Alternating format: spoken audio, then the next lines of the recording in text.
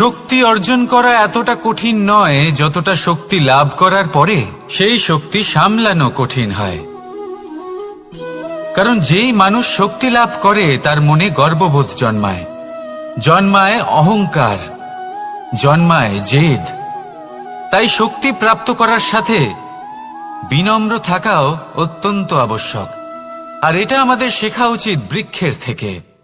বৃক্ষ যা আমাদের ফল দেয়, বৃক্ষ যা যত ফল দেয় ততটাই ঝুঁকে যায়। আমরা পাথর মারি ওই বৃক্ষের থেকে ফল প্রাপ্ত করার জন্য। সেই পাথরের মার সহ্য করেও বৃক্ষ আমাদের ফল দেয়। কোনো গর্ববোধ নেই, কোনো অহংকার বোধ নেই। আর সেই জন্য এই বৃক্ষের পুজো করা হয়। এটাই হলো মাহাত্ম্য শক্তির সাথে বিনম্রতার। যদি এই শক্তি সৃজন করে থাকে, সাহায্য করে থাকে, সম্বল হয়ে থাকে, তবেই সেই শক্তি উপযুক্ত।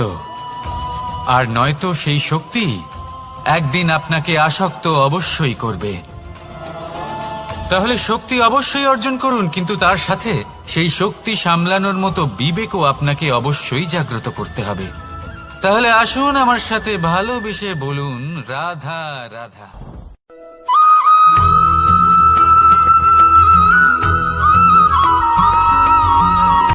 কথায় আছে, অন্ধকারে প্রদীপ প্রজ্বলিত করলে চতুর্দিক আলোকিত হয়। কিন্তু যদি এই প্রদীপ আমি সূর্যের আলোর সম্মুখে সকালবেলায় প্রজ্বলিত করে রেখে দিই, তাহলে কি হবে? আপনি বলবেন যে এটা করে তো কোনো লাভই হলো না। সূর্যের প্রকাশের সামনে এই প্রদীপ আসলে কিছুই নয়। এবার এই চিন্তা ভাবনা প্রত্যেক দিন করতে হবে, আর একটা অমূল্য শিক্ষা পেতে হবে। মনে করুন যে আপনি মহাপুরুষের সামনে বসে আছেন, কোনো মহাজ্ঞানীর সামনে। তাহলে সেই ব্যক্তির সামনে নিজের জ্ঞানের প্রদীপ প্রজ্বলিত করবেন না, নীরব থাকুন। আর সেই ব্যক্তির সূর্যের প্রকাশের মতো জ্ঞান প্রাপ্ত করুন। যতটা পারবেন জ্ঞান লাভ করুন। যদি এমন কোনো সময়, এমন কোনো স্থানে আপনি আছেন যেখানে চতুর্দিক অন্ধকার, কারোর কাছেই জ্ঞান নেই, সেখানে নিজের জ্ঞানের প্রদীপ প্রজ্বলিত করুন। এমন করলে দুদিক থেকেই আপনার লাভ হবে। আপনার জ্ঞান প্রাপ্তিও হবে, আর জ্ঞানের সঠিক প্রয়োগও করতে পারবেন। আর এই মন প্রসন্ন হয়ে বলবে, রাধা রাধা।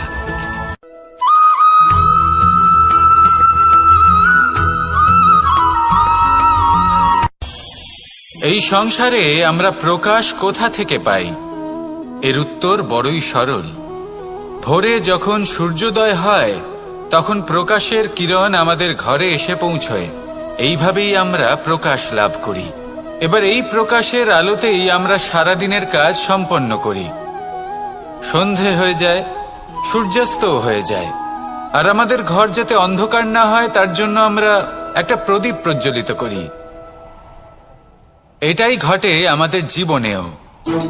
এবার প্রবাহমান আয়ুর সাথে আমরা আমাদের অন্তরে যদি একটা প্রদীপ প্রজ্বলিত করে নিই, তাহলে বিষয়টাই অন্যরকম হবে। এবার আপনি বলবেন, কোন প্রকাশের কথা বলছি যা আমাদের অন্তরে জাগ্রত করা সম্ভব? আমাদের আত্মার মাঝে প্রেমের প্রকাশ জাগ্রত করার কথা বলছি। কারণ আমাদের এই জীবন এও হলো দিনের আলোর মতো। আজ প্রকাশ আছে, কিন্তু কোনোদিন অবশ্যই অস্ত হবে। কিন্তু অস্ত হবার আগে যদি আমরা আমাদের আত্মার মাঝে প্রেমের এই প্রকাশ উজ্জ্বলিত করে নিই, তাহলে আমাদের সন্ধ্যাকালও আমরা আনন্দে এবং প্রেমে যাপন করব।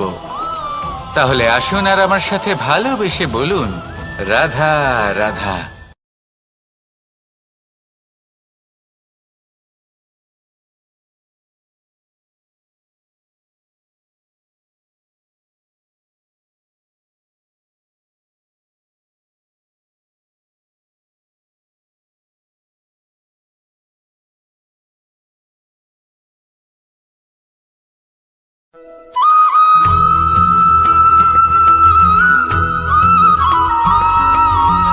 কথায় আছে যে এমন কোনো অক্ষর নেই যার দ্বারা কোনো মন্ত্র হয় না। এমন কোনো বনস্পতি নেই যা নিজেই একটা ঔষধি নয়। পৃথিবীর এমন কোনো ব্যক্তি নেই যার মধ্যে কোনো যোগ্যতা থাকে না। শুধু প্রয়োজন হলো যে ব্যক্তিকে আমরা খুঁজে চলেছি তাকে সঠিকভাবে চিনে নেওয়া। যদি তার যোগ্যতা, তার বিশেষত্ব আমরা বুঝতেই না পারি, তাহলে আর লাভ কি রইল? এই সংসারে এমন অনেক ব্যক্তি রয়েছেন যারা ছোট ছোট অসফলতার কারণে আপনাকে এটা বলে দেবে যে আপনি কোনো কাজের নন, আপনি হলেন মূর্খ, আপনি কিছুই করতে পারবেন না। এইসব কথায় কখনোই বিশ্বাস করবেন না, কারণ আপনি এবং প্রত্যেকটি জীব এই পরমাত্মা এবং এই প্রকৃতির সৃষ্টি, যা অত্যন্ত বিশেষ।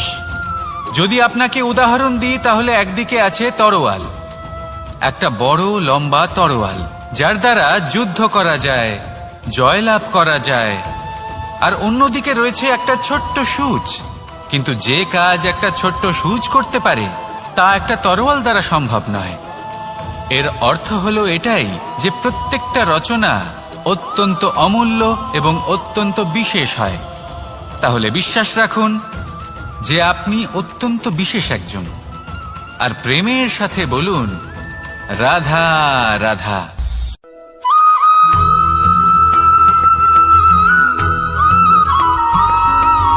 জীবনে যখন কোনো ব্যক্তি নিজের লক্ষ্য প্রাপ্তির জন্য নিরন্তর পরিশ্রম করতে থাকেন, চেষ্টা করতে থাকেন, তখন তিনি কষ্ট অনুভব করেন, কখনো শারীরিক কষ্ট, কখনো মানসিক কষ্ট।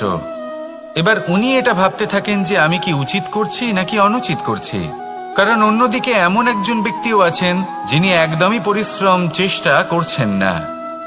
তিনি মদিরা পান করেন, বিলাসিতায় জীবন কাটান, অলস প্রকৃতির হয়ে ওঠেন, নিদ্রাতে বিলীন হয়ে থাকেন আর ভাবেন যে তিনি সুখ লাভ করছেন। কিন্তু এরকম কেন হয়? কারণ যখন আমরা সৎ পথে থাকি, উচিত পথে চলি, লক্ষ্য প্রাপ্ত করার জন্য চেষ্টা করতে থাকি, তখন আমাদের ভেতরে থাকা নেতিবাচক শক্তি এবং পাপ এই দেহকে ত্যাগ করে দেয়। আর এই অনুভূতিটাই আমাদের দুঃখের অনুভূতি দেয়, কষ্ট দেয়। এবার সেখানে যদি আমরা কুপথে চলি, অনুচিত পথে চলতে থাকি, তাহলে আমাদের ভেতরে থাকা পুণ্য এবং ধনাত্মক শক্তি আমাদের দেহ ত্যাগ করে দেয়। আর এই অনুভূতির কারণেই আমরা সুখ অনুভব করি। কিন্তু কখনো ভাববেন যে এই সুখ বেশি সময় পর্যন্ত থাকে না। সেই জন্য সবসময় মনে রাখবেন, যদি আপনি জানেন যে এটাই আপনার লক্ষ্য, এটাই উচিত পথ, শুভ পথ, তাতে নিরন্তরভাবে এগিয়ে যেতে চেষ্টা করতে থাকুন। এই কষ্ট আপনাকে সুখের পরাকাষ্ঠায় কখন পৌঁছে দেবে তা আপনি জানতেই পারবেন না। আসুন আমার সাথে ভালোবেসে বলুন রাধা রাধা।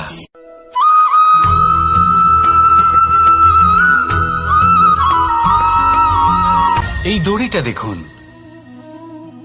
ছোট ছোট রেশম দ্বারা তৈরি, এটা সরু সুতো দ্বারা তৈরি হয়েছে এটা, আর এ অত্যন্ত কোমলও বটে। আর আপনি চাইলে এটা সোজাও করে দিতে পারেন, আর চাইলে এটা বেঁকিয়েও দিতে পারেন, আর যদি চান তাহলে এটা গোল গোল করে বেঁধে কোথাও রেখেও দিতে পারেন।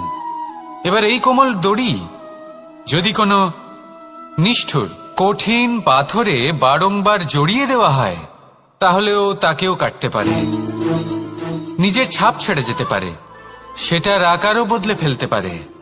এবার এর কারণ কি? এর কারণ হলো অভ্যাস আর নিরন্তর প্রচেষ্টা। যদি আপনিও চেষ্টা করেন আর নিরন্তর কর্ম করে যান, তাহলে আপনার প্রারব্ধ পাথরের মতো কঠিনই হোক না কেন, তাতে ভাঙন ধরিয়েও আপনি নিজের লক্ষ্যে অবশ্যই পৌঁছতে পারবেন। একটা গুরুত্বপূর্ণ কথা মনে রাখবেন, সুকর্মের অভ্যাস আর নিরন্তর প্রয়াস, এই হলো সাফল্যের মন্ত্র। তাহলে জীবনে এই মন্ত্র আনুন আর আমার সাথে ভালোবেসে বলুন রাধা রাধা।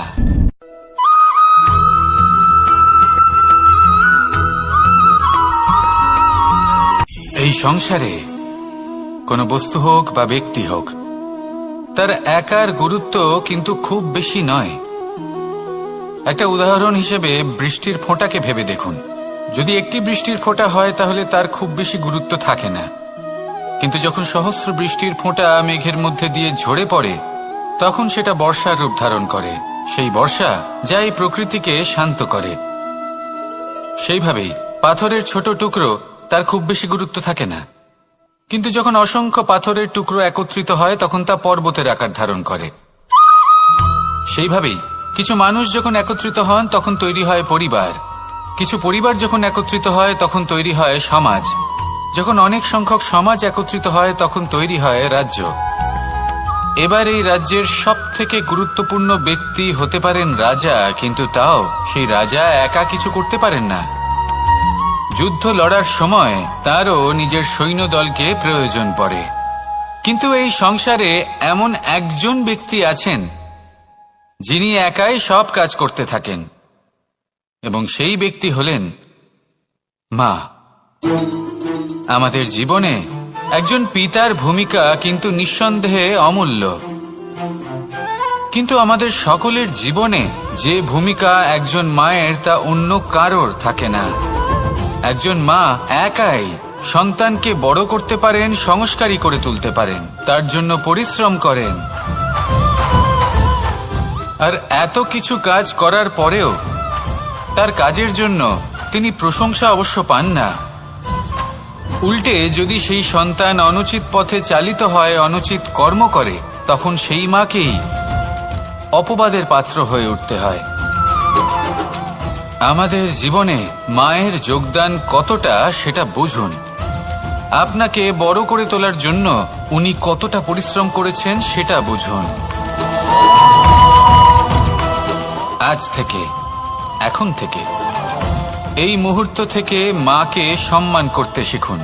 যখন সময় পাবেন, যখন সুযোগ হবে, তখন তার প্রশংসা করুন, ওনারও ভালো লাগবে। আর মায়ের এই মমতার জন্য, তার এই ভূমিকার জন্য আসুন সবাই মিলে আমরা তাকে প্রণাম করি, আর সকলে মিলে ভালোবেসে বলি, রাধা রাধা।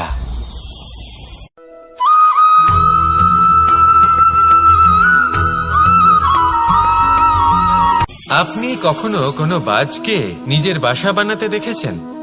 এই বাজ যখনই কোনো বাসা বানায় তখন উঁচু গাছের ডালে বা কোনো পর্বতের শিখরে বাসা বানায়, অনেক উচ্চতায়, আর সেখানে তার সন্তানও জন্মগ্রহণ করে। যখন এই সন্তানেরা জন্মায় তখন এই বাজ খুবই ভালোবেসে এবং খুব সাবধানে এদের পালন পোষণ করে। নিজের ঠোঁট দিয়ে তাদের ঠোঁটে খাবার পরিবেশন করে।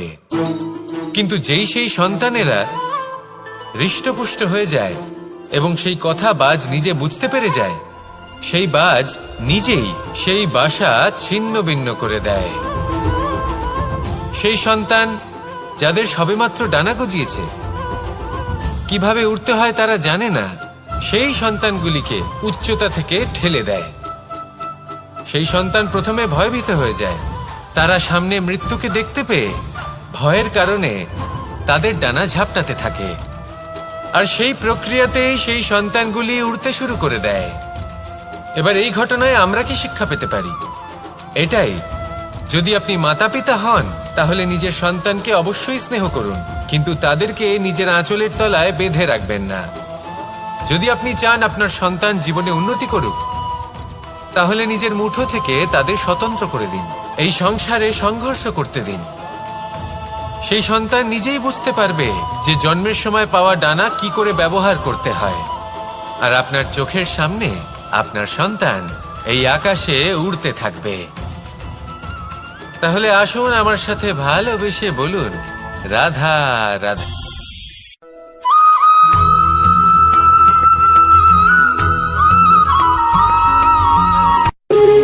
যখন মানুষের মৃত্যু হয় তখন কি হয়?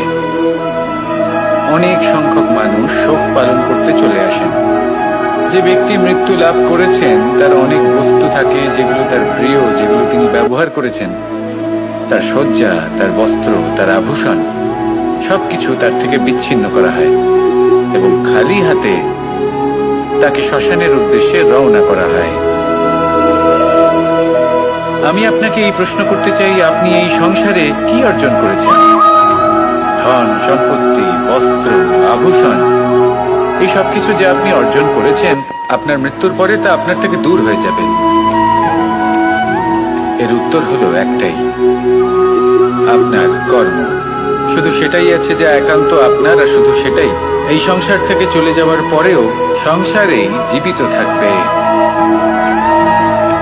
যদি আপনি দুষ্কর্ম করেন, তাহলে এই সংসার আপনাকে একটি অনুচিত উদাহরণ হিসেবে মনে রাখবে যে এই ব্যক্তি খুব পাপী ছিল, অনুচিত কর্ম করতেন।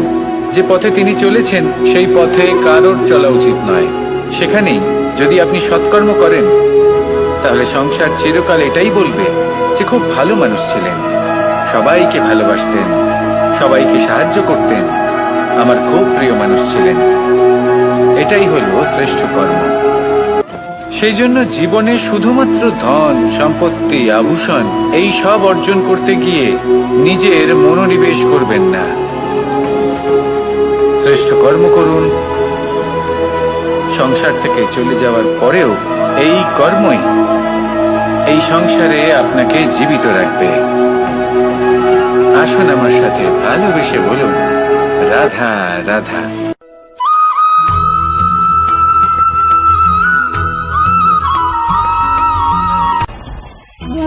ভোজন। এবার ভোজন সংগ্রহ করার জন্য মানুষ কি না করেন, সবসময় চেষ্টা করতে থাকেন। ফসল উৎপাদনের জন্য অনেক পরিশ্রম করতে থাকেন, কিন্তু অনেক সময় অনেক পরিশ্রম করার পরেও ফসল ভালো উৎপাদন হয় না। এর কারণ কি? কারণ হলো এটাই যে আপনি পরিশ্রম হয়তো অনেক করেছেন, কিন্তু আপনার নজর তো সেই বীজের দিকে ছিলই না যা আপনি রোপণ করেছেন। সেই জন্য সব সময় কোনো বীজ রোপণ করার আগে তাকে পরখ করে দেখুন, তা অত্যন্ত আবশ্যক। আর সেইভাবেই যখনই কোনো কর্মের প্রশ্ন আসে, তাহলে সেখানে শুধুমাত্র পরিশ্রম যথেষ্ট নয়। সেই কাজের প্রতি আপনার কর্তব্য কি, আপনার উদ্দেশ্য কি, সেটা জানা হলো অত্যন্ত গুরুত্বপূর্ণ। তাই কর্ম করুন, কিন্তু সেই কর্মের প্রতি আপনার যা উদ্দেশ্য তার মাহাত্ম্য বুঝতে চেষ্টা করুন। তাহলে আসুন আমার সাথে ভালোবেসে বলুন, রাধা রাধা।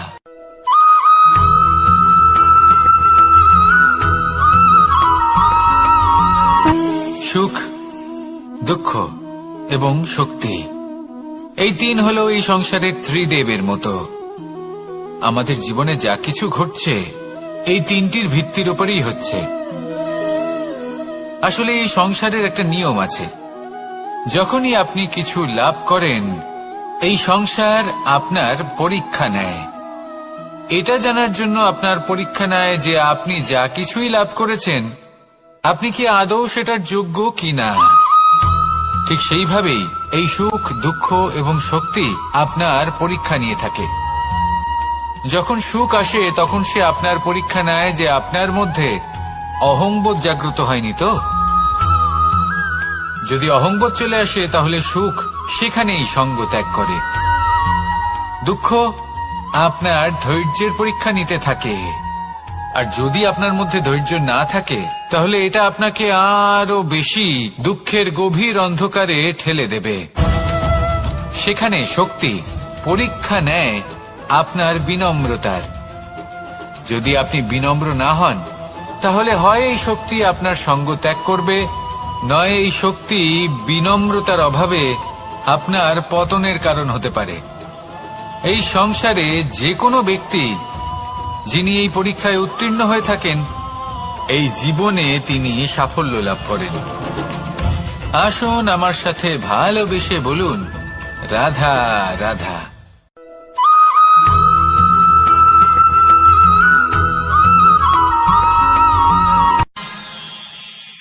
আমরা সবাই সূর্যকে সম্মান কেন করি? কারণ আমরা জানি যে সন্ধেবেলা যখন সূর্যাস্ত হবে তখন শুধুমাত্র অন্ধকার বাকি থাকবে।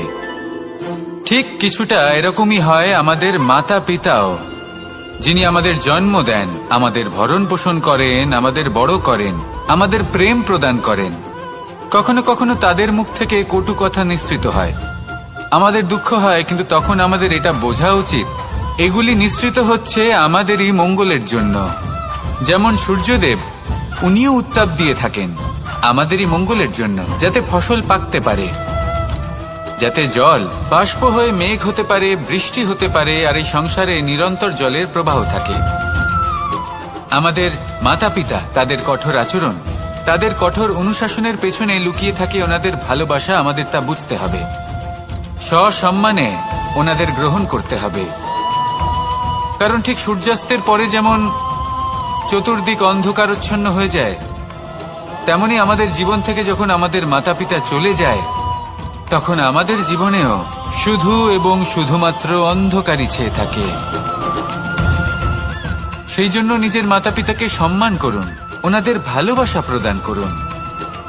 এই মন আর এই জীবন প্রসন্ন হয়ে বলবে, রাধা রাধা।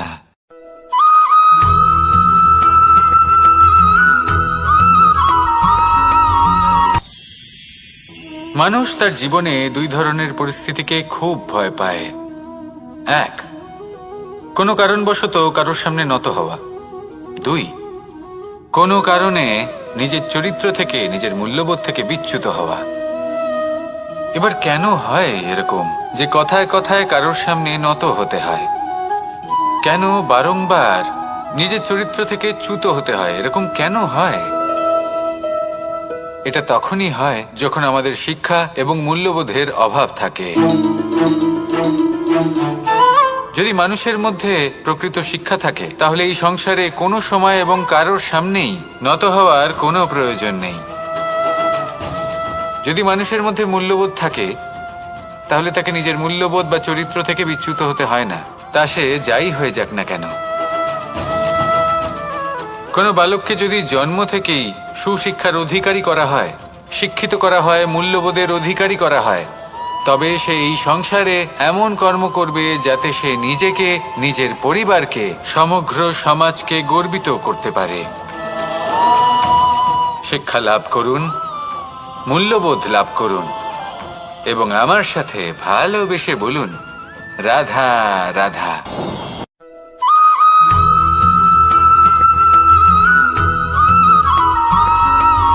কথায় আছে, প্রত্যেক পুত্র তার পিতার প্রতিচ্ছবি হয়, আর সমস্ত প্রতিচ্ছবি চায় যেন সে তার অস্তিত্ব প্রাপ্ত করতে পারে।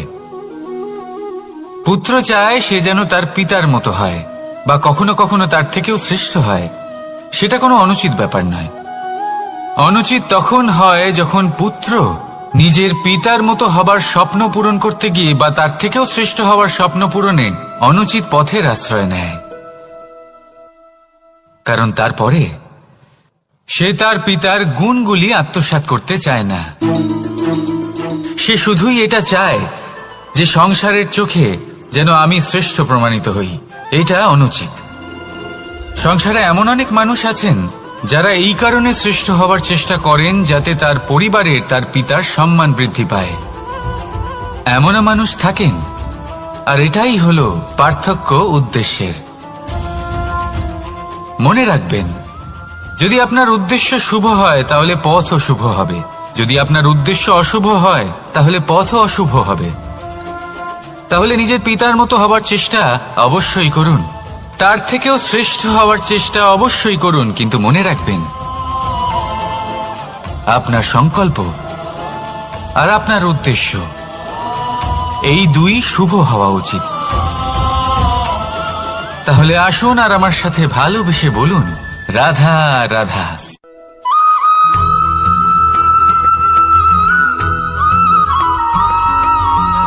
এই সংসারের সব থেকে গুরুত্বপূর্ণ তত্ত্ব কোনটা? প্রথম হলো সময়। জন্ম থেকে মৃত্যু পর্যন্ত এই যে সময়, এটাই তো হলো জীবন।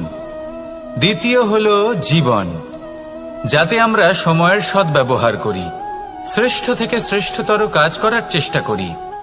বহু বছরের এই পরম্পরা, এই সংস্কৃতিকে এগিয়ে নিয়ে যাওয়ার চেষ্টা করি। এই সংসারে আমরা অংশগ্রহণ করতে চেষ্টা করি। তৃতীয় হলো ধন, সেই ধন যা প্রত্যেক ব্যক্তি অর্জন করতে চেষ্টা করেন। এবার এই তিনটি তত্ত্বের মধ্যে একটা সামঞ্জস্য আছে, সমান ব্যাপার আছে। সে ধনই হোক বা সময় হোক বা হোক জীবন। আর সেই সমান ব্যাপার হলো যে যদি আপনি এটা গণনা করতে থাকেন তাহলে তা কমতে থাকে, যদি আপনি এটা ব্যবহার করেন তাহলে তা বাড়তে থাকে। একে সংগঠিত করে রাখতে চেষ্টা করলে এ হাত থেকে ফসকে যায়, কিন্তু যদি আপনি একে সামলে রাখতে শিখে যান তাহলে এমন কাজ করবেন যাতে সংসারের সাথে সাথে পরবর্তী প্রজন্ম লাভবান হবে। যদি কিছু শিখতে চান তাহলে সামলাতে শিখুন, গণনা করা বা সংগঠিত করা নয়। আসুন আর আমার সাথে ভালোবেসে বলুন, রাধা রাধা।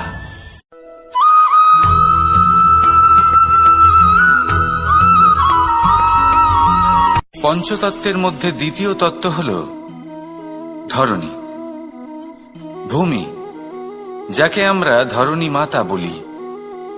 এই ধরণী ধৈর্য ধারণ করে, আর এর ওপরেই আমাদের সমগ্র সংসার নির্ভরশীল।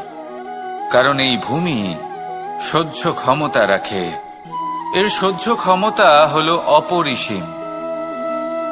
সন্তান যতই আঘাত প্রদান করুক না কেন প্রেম পূর্বক সহ্য করে, আর তার বদলে অমূল্য রত্ন প্রদান করে। সন্তান যদি হাল চালায় তাহলে তার বদলে তাকে অন্ন প্রদান করে। এটাই হলো ধরণী। এবার এর থেকে আমরা কি শিক্ষা পেতে পারি? এটাই যে কারোর জন্য কিছু করা বা কাউকে কিছু দেওয়া মনে কোনো কামনা ছাড়াই। আর এই কথাটা বুঝে যান, যদি কারোর জন্য কামনা না রেখে বা কোনো পাওয়ার আশা না রেখে কারোর জন্য কিছু করেন বা কারোকে কিছু দেন, যদি এটা আপনি শিখতে পারেন তবে আপনি ভালোবাসতে শিখে গেছেন। আর সেই জন্যই এই ধরিত্রীকে মাতা বলা হয়। কারণ মাতা শুধু উনি নন যিনি গর্ভে সন্তানকে ধারণ করেন, মাতা তো উনিও যিনি জীবন বাঁচতে শেখান, যিনি জীবন বাঁচার উদাহরণ প্রদান করেন। তাহলে ধরণীর থেকে এই নিঃস্বার্থ ভাব শিখুন, নিঃস্বার্থ ভালোবাসা শিখুন, আর এই ভালোবাসার সাথেই বলুন, রাধা রাধা।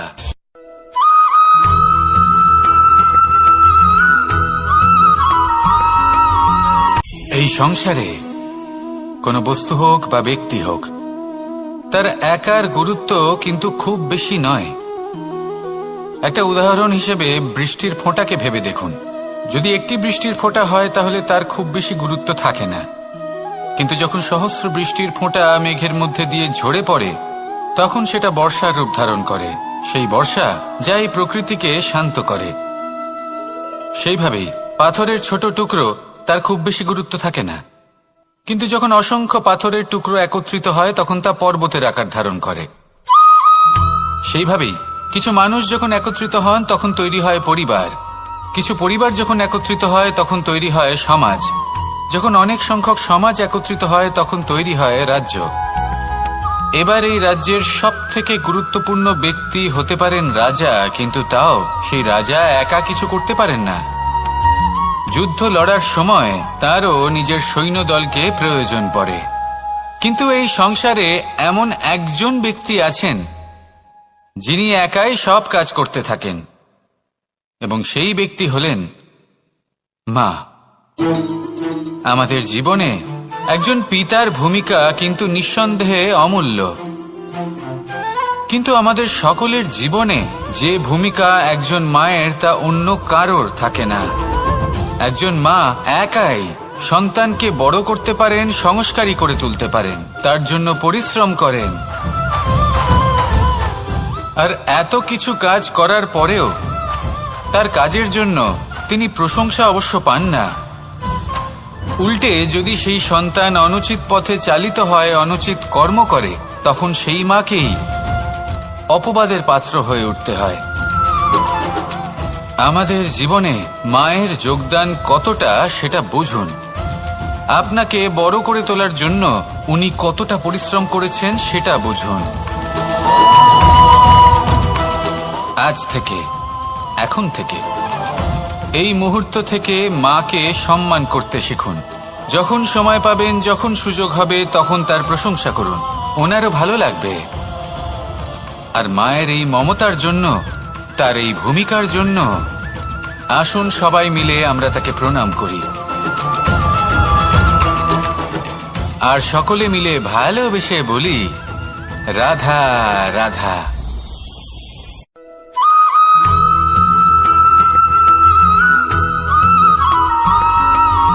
মানুষের একটি সমস্যা আছে যে মানুষ সাফল্যকে মাপতে থাকেন, লক্ষ্যপ্রাপ্তিকে মাপতে থাকেন এবং তার তুলনা করতে থাকেন যে ও এত কিছু পেল আর আমি পেলাম না,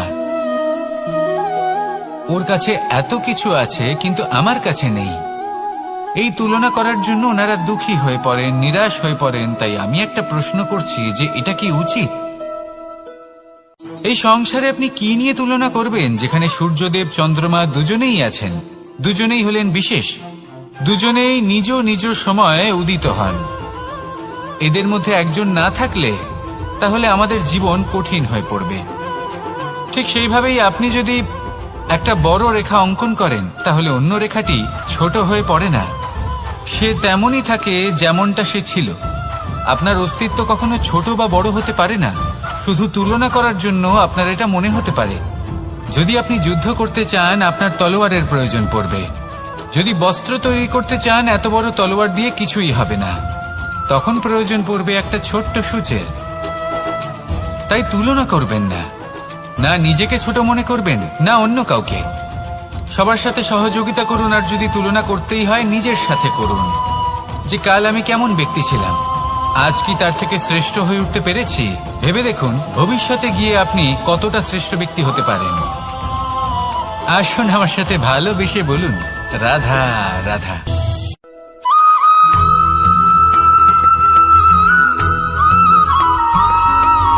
জীবনে অগ্রসর হওয়ার জন্য আমাদের কাকে প্রয়োজন হয়? মাতা পিতা, বন্ধু, প্রেম, সাহায্য, অর্থ, পরিশ্রম, আশা।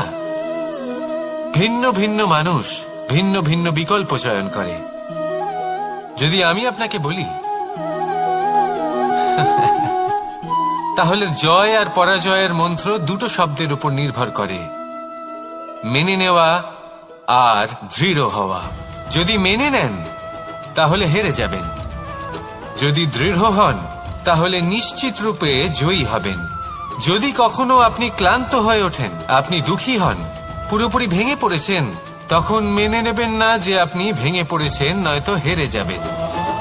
তখন উল্টে স্থির করবেন যে যাই হয়ে যাক না কেন আমি জয়ী হবই। আর আপনি দেখবেন যে জয় নিশ্চিত রূপে আপনার কাছেই আসবে। তাহলে এই কথা মনে রাখবেন আর আমার সাথে ভালোবেসে বলবেন, রাধা রাধা।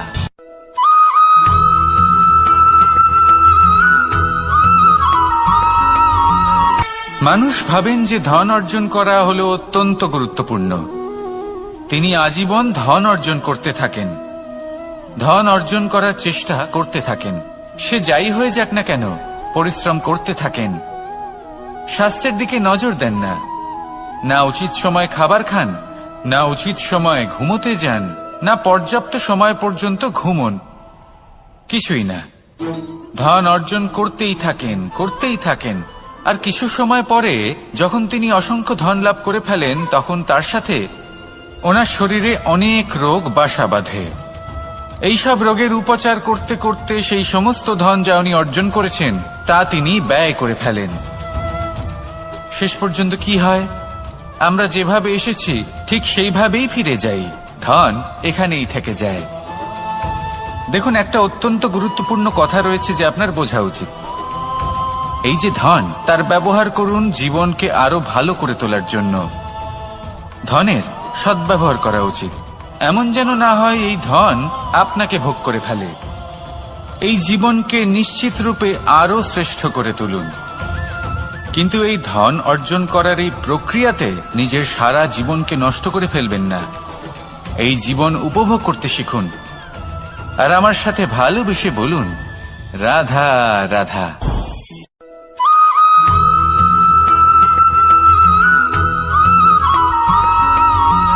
পঞ্চতত্ত্বের মধ্যে দ্বিতীয় তত্ত্ব হল ধরণী, ভূমি, যাকে আমরা ধরণী মাতা বলি। এই ধরণী ধৈর্য ধারণ করে, আর এর ওপরেই আমাদের সমগ্র সংসার নির্ভরশীল। কারণ এই ভূমি সহ্য ক্ষমতা রাখে, এর সহ্য ক্ষমতা হল অপরিসীম। সন্তান যতই আঘাত প্রদান করুক না কেন, প্রেম পূর্বক সহ্য করে, আর তার বদলে অমূল্য রত্ন প্রদান করে। সন্তান যদি হাল চালায়, তাহলে তার বদলে তাকে অন্ন প্রদান করে। এটাই হলো ধরণী। এবার এর থেকে আমরা কি শিক্ষা পেতে পারি?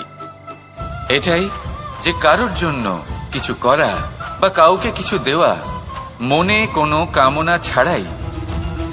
আর এই কথাটা বুঝে যান, যদি কারোর জন্য কামনা না রেখে বা কোনো পাওয়ার আশা না রেখে কারোর জন্য কিছু করেন বা কারোকে কিছু দেন, যদি এটা আপনি শিখতে পারেন, তবে আপনি ভালোবাসতে শিখে গেছেন। আর সেই জন্যই এই ধরিত্রীকে মাতা বলা হয়। কারণ মাতা শুধু উনি নন যিনি গর্ভে সন্তানকে ধারণ করেন, মাতা তো উনিও যিনি জীবন বাঁচতে শেখান, যিনি জীবন বাঁচার উদাহরণ প্রদান করেন। তাহলে ধরণীর থেকে এই নিঃস্বার্থ ভাব শিখুন, নিঃস্বার্থ ভালোবাসা শিখুন, আর এই ভালোবাসার সাথেই বলুন রাধা রাধা।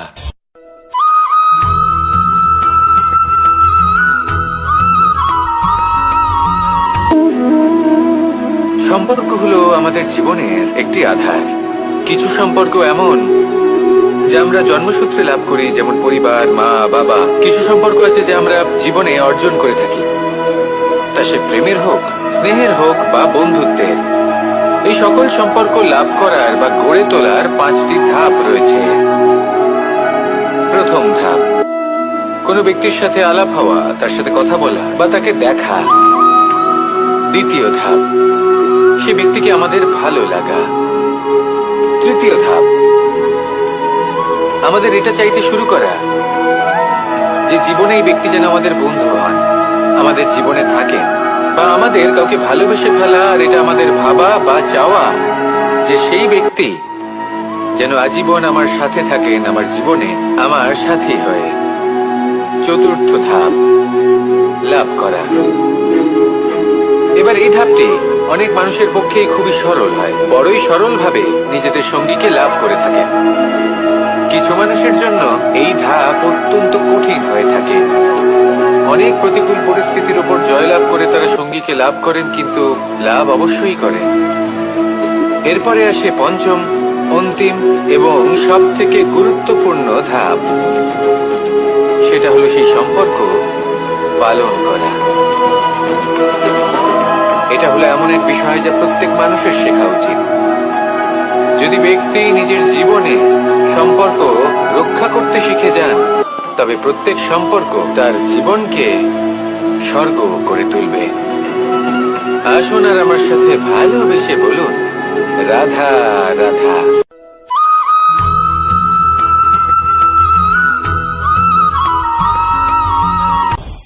আপনি কখনো পর্বতের শিখরে উঠেছেন? আপনি দেখতে পাবেন পর্বতের পদতলে প্রচুর সুন্দর ফুল রয়েছে, সবুজ বনানী রয়েছে। যত আপনি ওপরে উঠতে থাকবেন, তত ফুল কমতে থাকবে, সবুজ বনানী কমতে থাকবে। আরো কিছুটা ওপরে উঠলে কাঁটা জাতীয় গাছ দেখতে পাবেন, শুকনো গাছ দেখতে পাবেন। আরো যদি ওপরে ওঠেন তাহলে পাষাণ দেখতে পাবেন। আরো ওপরে উঠলে হিমখণ্ড দেখতে পাবেন। এই যে পর্বত, তা মনুষ্য জীবনের সব থেকে উত্তম উদাহরণ। মানুষ যখন সাফল্যের শিখরে পৌঁছতে চান, মহানুভবতার শিখরে পৌঁছতে চান, পথে যত আস্তে আস্তে উপরে উঠতে থাকেন, ততই ভৌতিক বস্তু তার থেকে বিচ্ছিন্ন হতে থাকে। যদি তিনি সেই ভৌতিক বস্তুগুলি ত্যাগ না করতে পারেন, তাহলে কখনোই সেই স্থানে পৌঁছতে পারবেন না। আর মানুষ যদি উচিত ত্যাগ করতে পারেন, পথে অগ্রসর হতে থাকেন, এগোতে থাকেন, তাহলে একদিন না একদিন তিনি মহানুভবতার, জ্ঞানের, সাফল্যের হিমের স্বাদ অবশ্যই লাভ করবেন। মনে রাখবেন, মানব জীবনে ত্যাগ হলো অত্যন্ত গুরুত্বপূর্ণ অংশ। আসুন আমার সাথে ভালোবেসে বলুন, রাধা রাধা।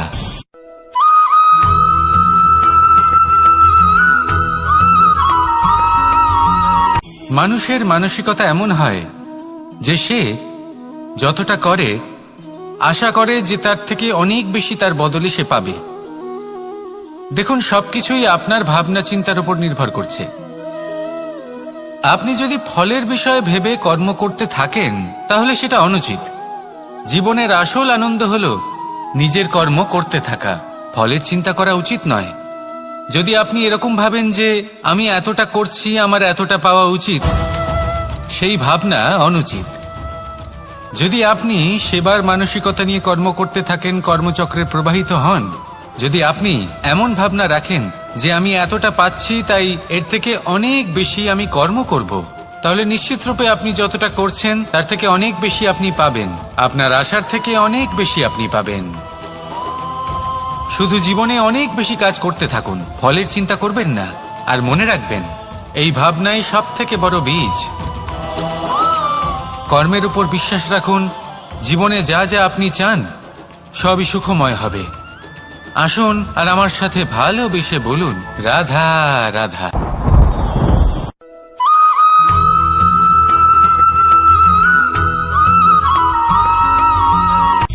সূচের শেষে একটি ছিদ্র থাকে যার দ্বারা আমরা এই সুতো পরাতে পারি, আর তারপর সূচের সাহায্যে এই সুতো দিয়ে বস্ত্র সেলাই করা যায়।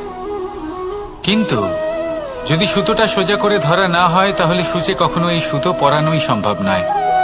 যদি এতে কোনো গিঁট পড়ে তখন তা কখনোই এই ছিদ্র দ্বারা প্রবেশ করা সম্ভব নয়। ঠিক এইভাবেই যদি আপনি কারোর জীবনে প্রবেশ করতে চান, কারোর অন্তরে প্রবেশ করতে চান, তাহলে আপনাকেও সহজ থাকতে হবে। এতে কোনো গিঁট থাকলে চলবে না, অর্থাৎ মনে যাতে কোনো মালিন্য না থাকে, যেন কোনো কুচিন্তা না থাকে। যদি এসব থাকে তাহলে আপনি কখনো কারোর জীবনে প্রবেশ করতে পারবেন না। আর যদি কোনোভাবে আপনি প্রবেশ করেও যান তাহলে তার মনে ঘর করতে পারবেন না। নিজেকে এই সুতোর মতন করে তুলুন, সহজ। মনে যেন কোনো কুচিন্তা না থাকে, সবার প্রতি যেন সদ্ভাবনা থাকে, শুভ চিন্তা থাকে। এমনটা করতে থাকুন। এমন একটা দিন আসবে যেদিন এই সমস্ত সংসারের ব্যক্তির মনে আপনি বাস করবেন, আর তখন এই মন প্রসন্ন হয়ে বলবে, রাধা রাধা।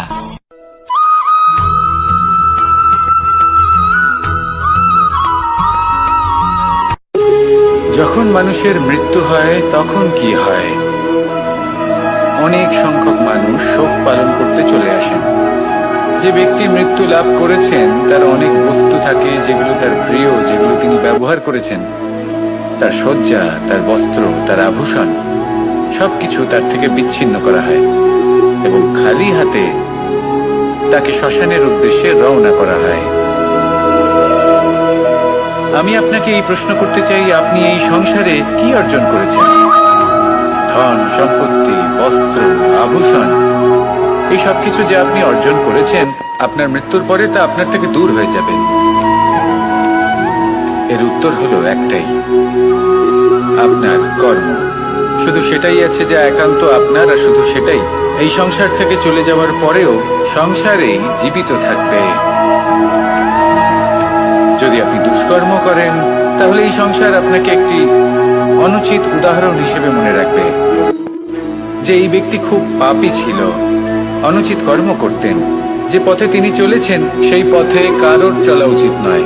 সেখানেই যদি আপনি সৎকর্ম করেন তাহলে সংসার চিরকাল এটাই বলবে যে খুব ভালো মানুষ ছিলেন, সবাইকে ভালোবাসতেন, সবাইকে সাহায্য করতেন, আমার খুব প্রিয় মানুষ ছিলেন। এটাই হলো শ্রেষ্ঠ কর্ম। সেই জন্য জীবনে শুধুমাত্র ধন সম্পত্তি, আভূষণ এই সব অর্জন করতে গিয়ে নিজের মনোনিবেশ করবেন না। শ্রেষ্ঠ কর্ম করুন। সংসার থেকে চলে যাওয়ার পরেও এই কর্মই এই সংসারে আপনাকে জীবিত রাখবে। আসুন আমার সাথে ভালোবেসে বলুন, রাধা রাধা।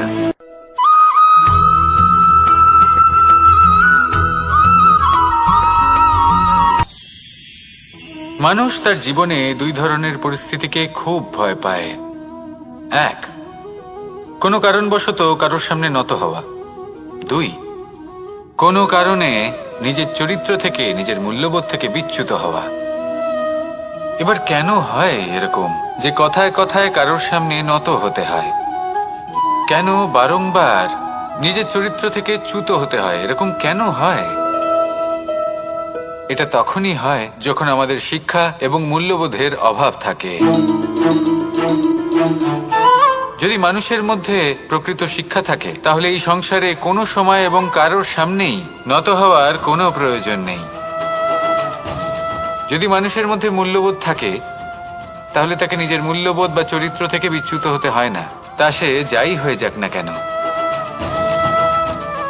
কোনো বালককে যদি জন্ম থেকেই সুশিক্ষার অধিকারী করা হয়, শিক্ষিত করা হয়, মূল্যবোধের অধিকারী করা হয়, তবে সে এই সংসারে এমন কর্ম করবে যাতে সে নিজেকে, নিজের পরিবারকে, সমগ্র সমাজকে গর্বিত করতে পারে। শিক্ষা লাভ করুন, মূল্যবোধ লাভ করুন এবং আমার সাথে ভালোবেসে বলুন, রাধা রাধা।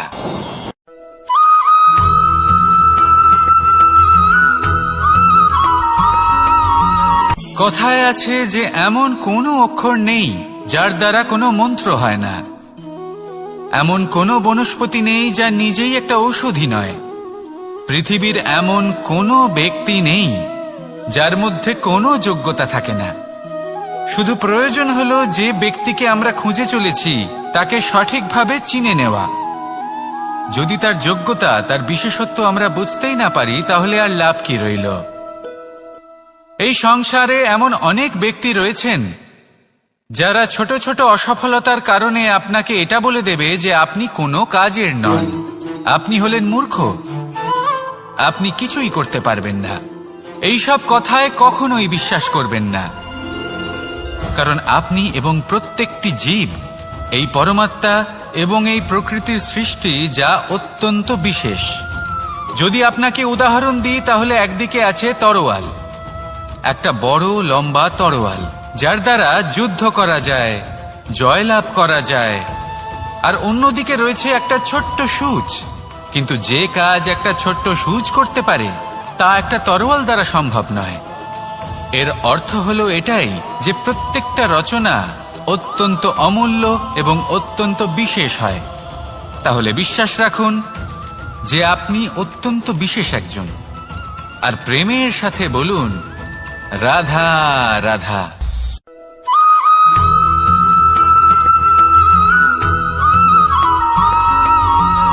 এই সংসারে কোনো বস্তু হোক বা ব্যক্তি হোক, তার একার গুরুত্ব কিন্তু খুব বেশি নয়। একটা উদাহরণ হিসেবে বৃষ্টির ফোঁটাকে ভেবে দেখুন। যদি একটি বৃষ্টির ফোঁটা হয়, তাহলে তার খুব বেশি গুরুত্ব থাকে না। কিন্তু যখন সহস্র বৃষ্টির ফোঁটা মেঘের মধ্যে দিয়ে ঝরে পড়ে, তখন সেটা বর্ষার রূপ ধারণ করে। সেই বর্ষা যা এই প্রকৃতিকে শান্ত করে। সেইভাবেই পাথরের ছোট টুকরো, তার খুব বেশি গুরুত্ব থাকে না, কিন্তু যখন অসংখ্য পাথরের টুকরো একত্রিত হয়, তখন তা পর্বতের আকার ধারণ করে। সেইভাবেই কিছু মানুষ যখন একত্রিত হন, তখন তৈরি হয় পরিবার। কিছু পরিবার যখন একত্রিত হয়, তখন তৈরি হয় সমাজ। যখন অনেক সংখ্যক সমাজ একত্রিত হয়, তখন তৈরি হয় রাজ্য। এবার এই রাজ্যের সবথেকে গুরুত্বপূর্ণ ব্যক্তি হতে পারেন রাজা, কিন্তু তাও সেই রাজা একা কিছু করতে পারেন না। যুদ্ধ লড়ার সময় তারও নিজের সৈন্যদলকে প্রয়োজন পড়ে। কিন্তু এই সংসারে এমন একজন ব্যক্তি আছেন যিনি একাই সব কাজ করতে থাকেন, এবং সেই ব্যক্তি হলেন মা।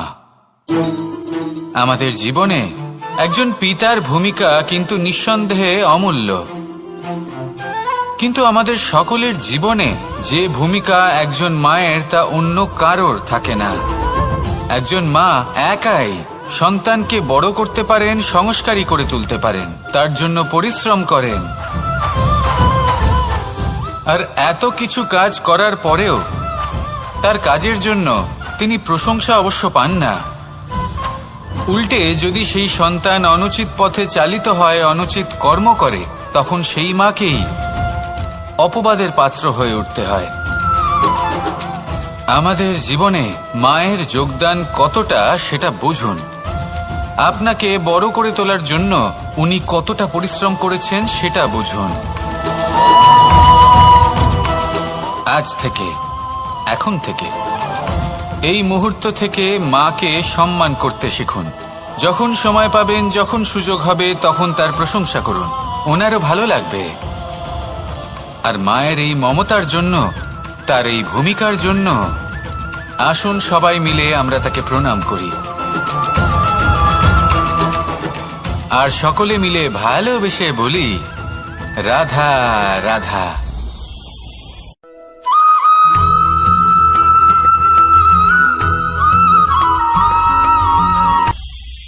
এটা হলো ধান গাছ। এর থেকে যে চাল উৎপন্ন হয় তা মানুষ গ্রহণ করেন। আর এটা কি? এ হলো জংলি ঘাস। একবার ভেবে দেখুন, যদি এই জংলি ঘাস ধান গাছের আশেপাশে থাকে তাহলে কি হবে? ধান উৎপন্ন হতে পারবে? তা উৎকৃষ্ট হতে পারবে? আমরা কি তা গ্রহণ করতে পারবো? কখনোই নয়। এই জংলি ঘাস ধানকে নষ্ট করে দেবে, কিন্তু নিজে জীবিত থাকবে। এটাই হলো আজকের শিক্ষা। এই সংসারে যদি আপনি নীতির পথে চলতে চান, উচিত কর্ম করতে চান, সংসারকে সেবা করতে চান, তাহলে জংলি ঘাসের মতো ব্যক্তিদের থেকে সবসময় দূরে থাকতে হবে।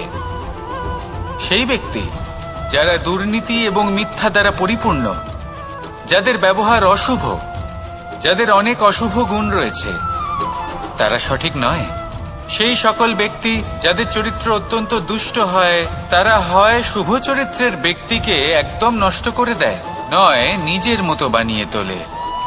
তাই যদি আপনি নীতির পথে চলতে চান, এই সংসারের জন্য শুভ কর্ম করতে চান, তাহলে সেই সঙ্গ লাভ করুন যে সঙ্গ জ্ঞানে পরিপূর্ণ, যাদের মধ্যে অনেক গুণ আছে, যাদের থেকে প্রতিদিন কিছু শিখতে পারবেন।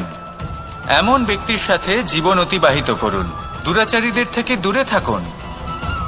তবেই এই মন প্রসন্ন হয়ে বলবে, রাধা রাধা।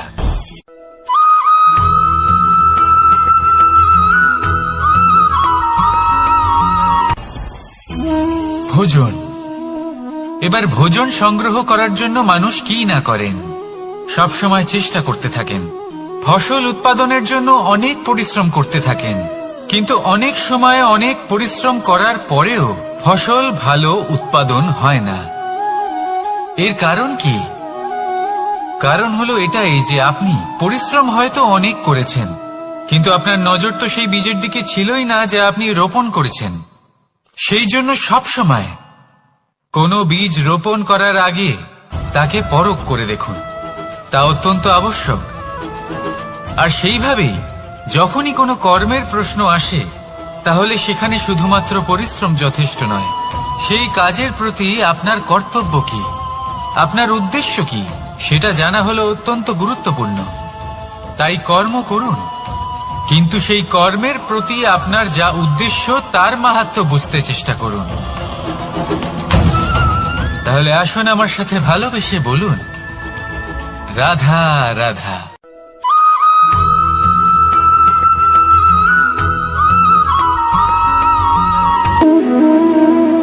সম্পর্ক হলো আমাদের জীবনের একটি আধার। কিছু সম্পর্ক এমন যা আমরা জন্মসূত্রে লাভ করি, যেমন পরিবার, মা, বাবা। কিছু সম্পর্ক আছে যা আমরা জীবনে অর্জন করে থাকি, তা সে প্রেমের হোক, স্নেহের হোক বা বন্ধুত্বের। এই সকল সম্পর্ক লাভ করার বা গড়ে তোলার 5টি ধাপ রয়েছে। প্রথম ধাপ, কোনো ব্যক্তির সাথে আলাপ হওয়া, তার সাথে কথা বলা বা তাকে দেখা। দ্বিতীয় ধাপ, সে ব্যক্তিকে আমাদের ভালো লাগা। তৃতীয় ধাপ, আমাদের এটা চাইতে শুরু করা যে জীবনে এই ব্যক্তি যেন আমাদের বন্ধু হন, আমাদের জীবনে থাকেন, বা আমাদের কাউকে ভালোবেসে ফেলা। আর এটা আমাদের ভাবা বা চাওয়া যে সেই ব্যক্তি যেন আজীবন আমার সাথে থাকেন, আমার জীবনে আমার সাথী হয়ে।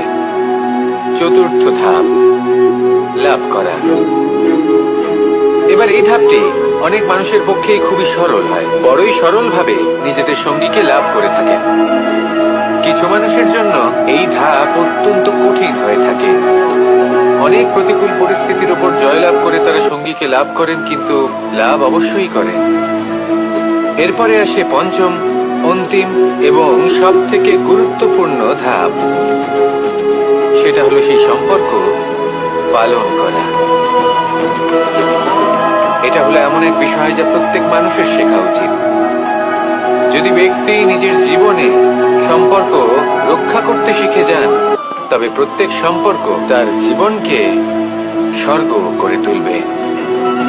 আসুন আর আমার সাথে ভালোবেসে বলুন, রাধা রাধা।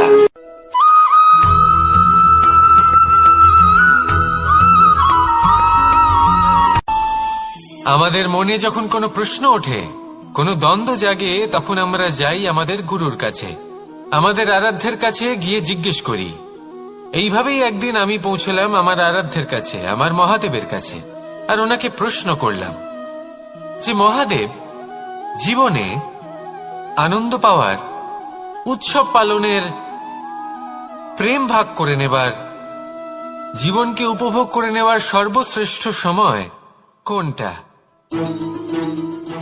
মহাদেব হাসলেন আর উনি বললেন, জীবনে উৎসব পালনের সব থেকে শ্রেষ্ঠ দিন হল মৃত্যুর ঠিক আগের দিনটা।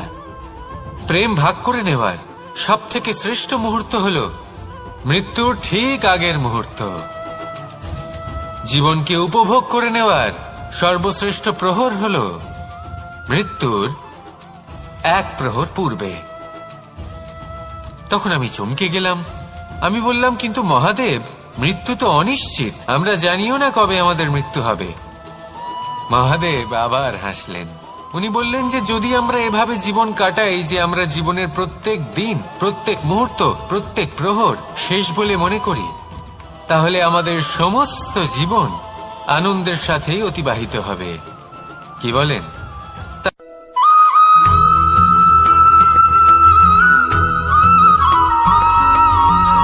এই সংসারে কোনো বস্তু হোক বা ব্যক্তি হোক, তার একার গুরুত্ব কিন্তু খুব বেশি নয়। একটা উদাহরণ হিসেবে বৃষ্টির ফোঁটাকে ভেবে দেখুন। যদি একটি বৃষ্টির ফোঁটা হয় তাহলে তার খুব বেশি গুরুত্ব থাকে না, কিন্তু যখন সহস্র বৃষ্টির ফোঁটা মেঘের মধ্যে দিয়ে ঝরে পড়ে, তখন সেটা বর্ষার রূপ ধারণ করে। সেই বর্ষা যা এই প্রকৃতিকে শান্ত করে। সেইভাবেই পাথরের ছোট টুকরো, তার খুব বেশি গুরুত্ব থাকে না, কিন্তু যখন অসংখ্য পাথরের টুকরো একত্রিত হয় তখন তা পর্বতের আকার ধারণ করে। সেইভাবেই কিছু মানুষ যখন একত্রিত হন তখন তৈরি হয় পরিবার, কিছু পরিবার যখন একত্রিত হয় তখন তৈরি হয় সমাজ, যখন অনেক সংখ্যক সমাজ একত্রিত হয় তখন তৈরি হয় রাজ্য। এবার এই রাজ্যের সব থেকে গুরুত্বপূর্ণ ব্যক্তি হতে পারেন রাজা, কিন্তু তাও সেই রাজা একা কিছু করতে পারেন না। যুদ্ধ লড়ার সময় তারও নিজের সৈন্যদলকে প্রয়োজন পড়ে। কিন্তু এই সংসারে এমন একজন ব্যক্তি আছেন যিনি একাই সব কাজ করতে থাকেন, এবং সেই ব্যক্তি হলেন মা। আমাদের জীবনে একজন পিতার ভূমিকা কিন্তু নিঃসন্দেহে অমূল্য, কিন্তু আমাদের সকলের জীবনে যে ভূমিকা একজন মায়ের তা অন্য কারোর থাকে না। একজন মা একাই সন্তানকে বড় করতে পারেন, সংস্কারী করে তুলতে পারেন, তার জন্য পরিশ্রম করেন। আর এত কিছু কাজ করার পরেও তার কাজের জন্য তিনি প্রশংসা অবশ্য পান না। উল্টে যদি সেই সন্তান অনুচিত পথে চালিত হয়, অনুচিত কর্ম করে, তখন সেই মাকেই অপবাদের পাত্র হয়ে উঠতে হয়। আমাদের জীবনে মায়ের যোগদান কতটা সেটা বুঝুন। আপনাকে বড় করে তোলার জন্য উনি কতটা পরিশ্রম করেছেন সেটা বুঝুন। আজ থেকে, এখন থেকে, এই মুহূর্ত থেকে মাকে সম্মান করতে শিখুন। যখন সময় পাবেন, যখন সুযোগ হবে, তখন তার প্রশংসা করুন, ওনারও ভালো লাগবে। আর মায়ের এই মমতার জন্য, তার এই ভূমিকার জন্য আসুন সবাই মিলে আমরা তাকে প্রণাম করি, আর সকলে মিলে ভালোবেসে বলি, রাধা রাধা।